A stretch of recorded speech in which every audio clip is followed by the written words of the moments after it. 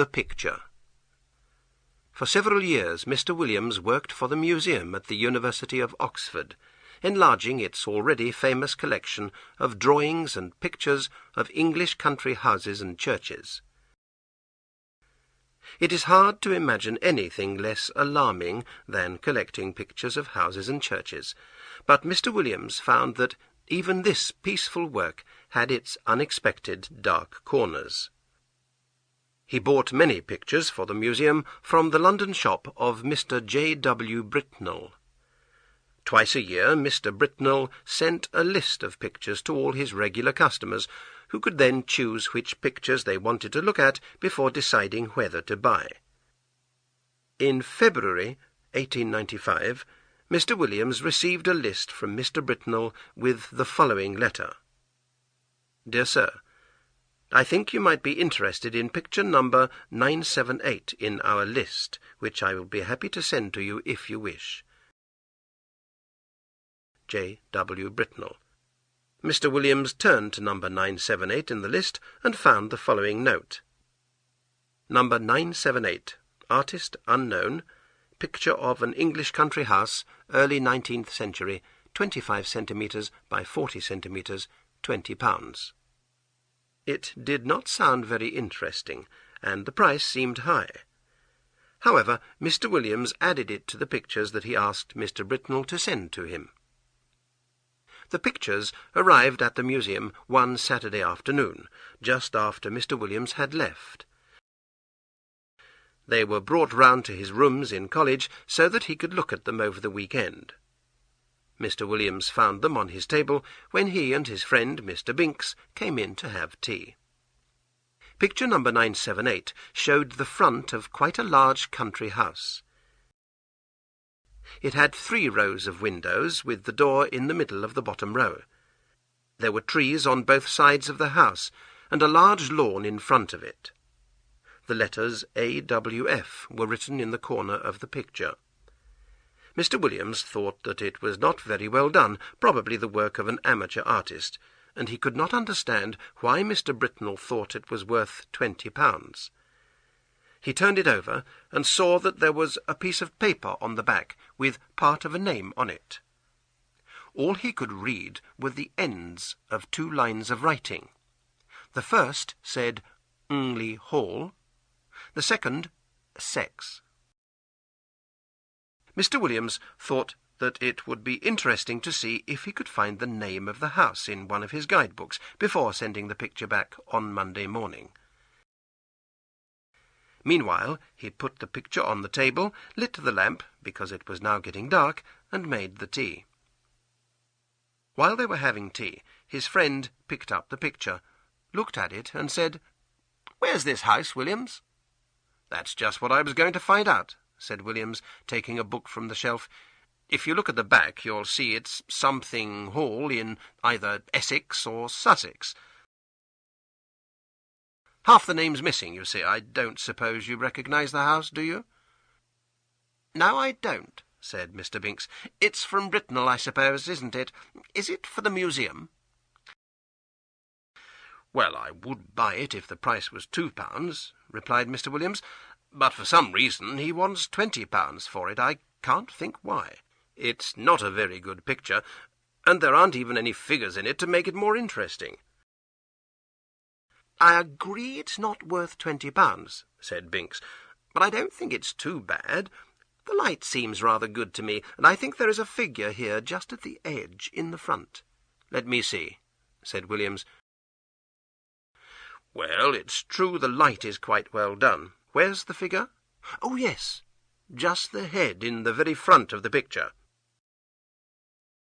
And indeed there was, right on the edge of the picture, just the head of a man or a woman who was looking towards the house.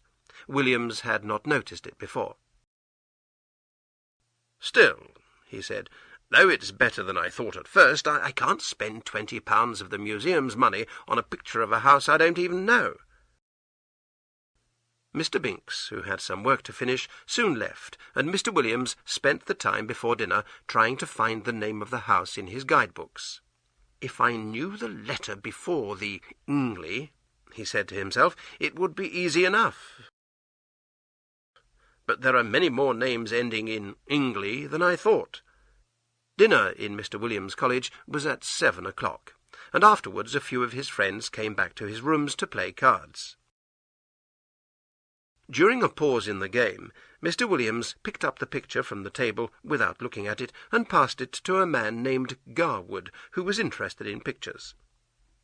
Garwood looked at it and said, "This is really a very fine picture, you know, Williams. The light is very well done, in my opinion, and though the figure is rather unpleasant, it is quite interesting." "Yes, isn't it?" said Williams, who was too busy giving drinks to his guests to look at the picture again. When his visitors had gone, Williams had to finish writing a letter, so it was after midnight before he was ready to go to bed. The picture lay face upwards on the table where Garwood had left it, and as Williams was putting out the lamp, he saw it. For a moment he was too surprised to move. Then he slowly picked up the picture and stared at it in horror. In the middle of the lawn, in front of the unknown house, there was a figure where there had been no figure earlier. It was crawling on hands and knees towards the house, and it was covered in a strange black garment with a white cross on the back. After a second or two, Mr. Williams took the picture by one corner and carried it to an empty room. There he locked it, face downwards, in a cupboard, then closed and locked the door of the empty room. He went back to his own room and locked the door behind him. Before going to bed, he sat down and wrote a note describing in detail the extraordinary change in the picture since he had received it. He was glad to remember that Mr. Garwood, who had looked at the picture earlier in the evening, had also seen a rather unpleasant figure. He decided that in the morning he must ask someone to look carefully at the picture with him, and he must try very hard to discover the name of the house. He would ask his neighbour, Mr. Nisbet, to have breakfast with him. Then he would spend the morning looking for the house in his guide-books. Mr. Nisbet arrived at 9 o'clock, and the two men sat down to breakfast. When they had finished, Mr. Williams, feeling both nervous and excited, hurried to the empty room. He unlocked the cupboard, took out the picture, still face downwards, and, without looking at it, went back to his own room and put it into Nisbet's hands. "Now, Nisbet," he said, "I want you to tell me what you see in that picture. Describe it, please, in detail. I'll tell you why afterwards." "Well," said Nisbet, "I have here a picture of an English country house by moonlight." "Moonlight? Are you sure?" "Oh, yes. The moon is shown quite clearly, and there are clouds in the sky." "All right, go on." "But I'm sure," added Williams quietly, "that there was no moon when I first saw it." "Well, there's not much more I can say," Nisbet continued. "The house has 3 rows of windows, 5 in each row, except at the bottom, where there's a door instead of the middle one, and—" "But what about figures?" said Williams, with great interest. "Figures?" replied Nisbet. "There aren't any." "What? No figure on the grass in front?" "No, not a thing." "Are you sure?" "Of course I am. But there's one other thing." "What's that?"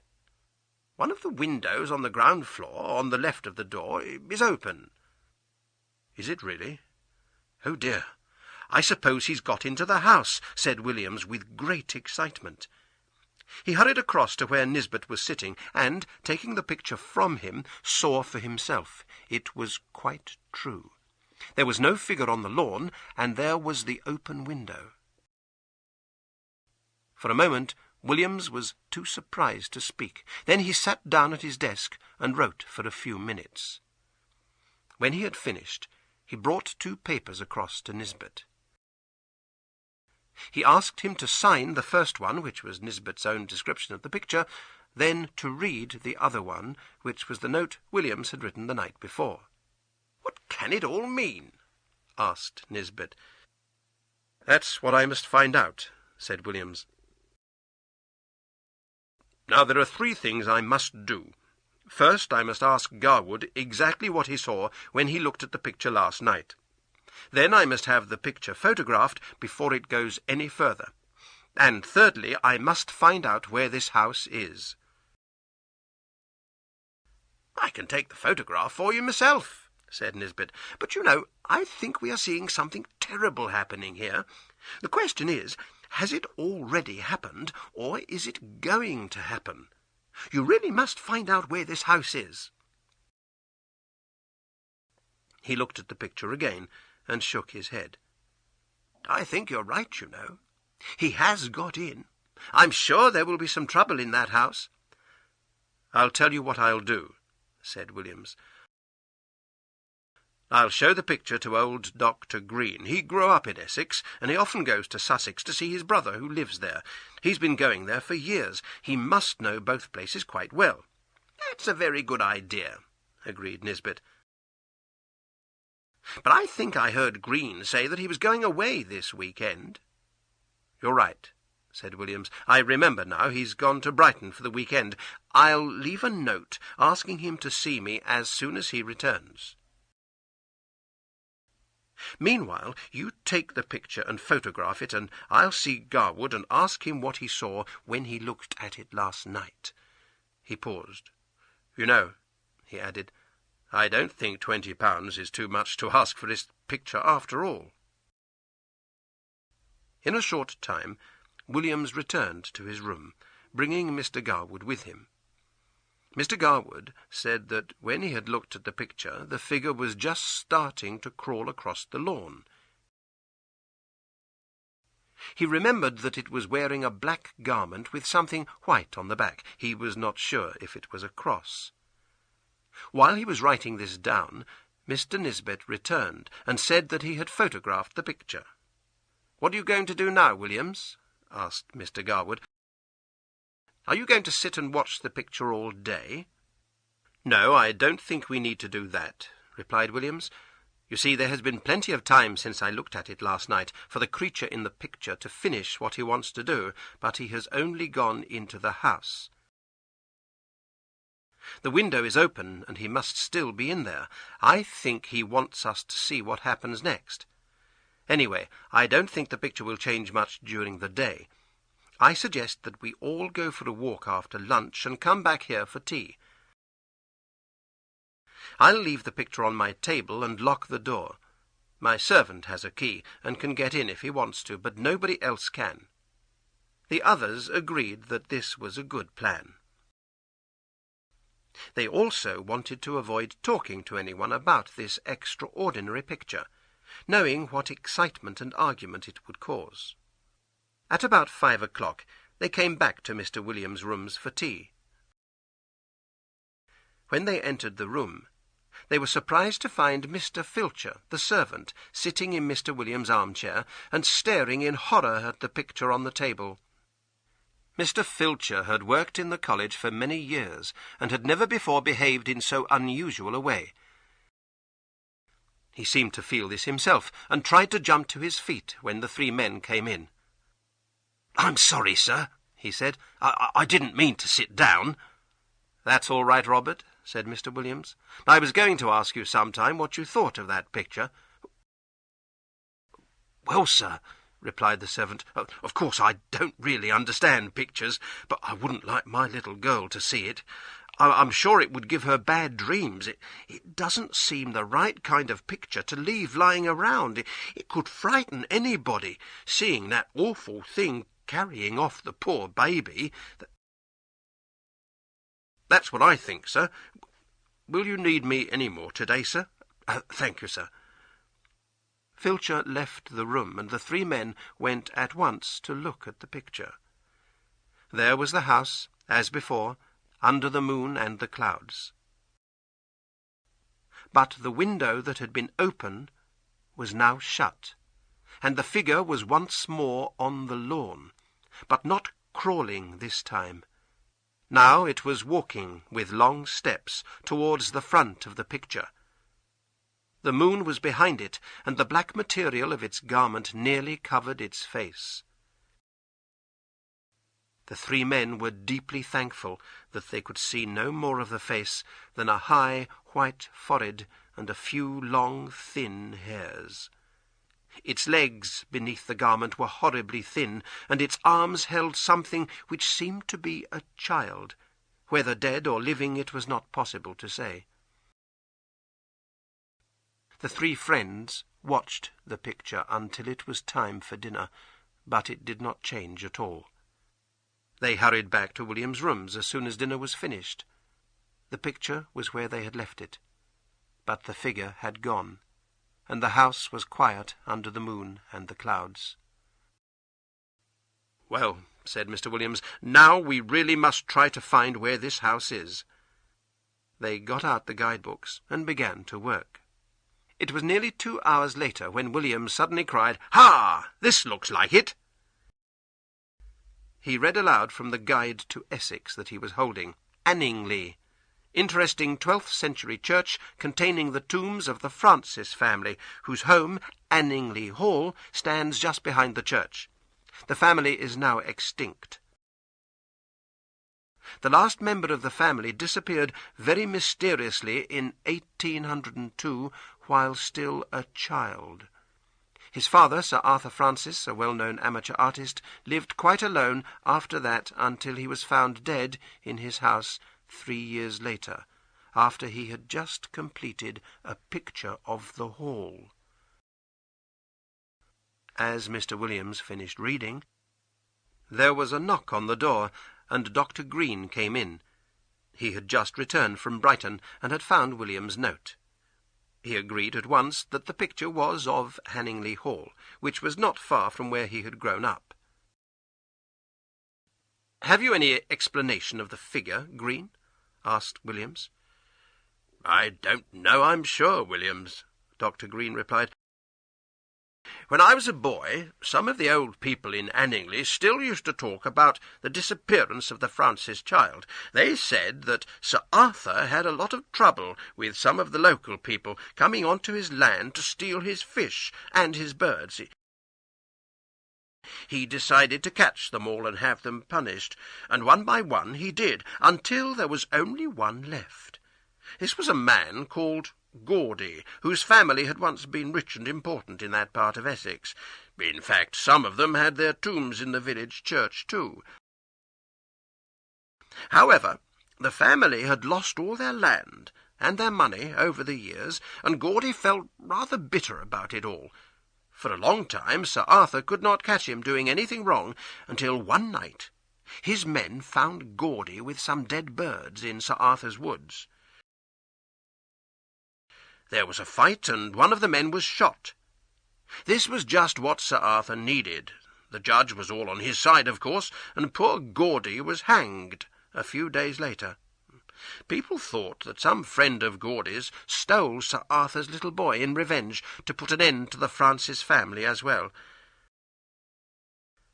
But I should say now that it looks more as if old Gawdy managed the job himself. I don't like to think about it. Let's have a drink, shall we?" The story of the picture was told to a few people. Some believed it and some did not.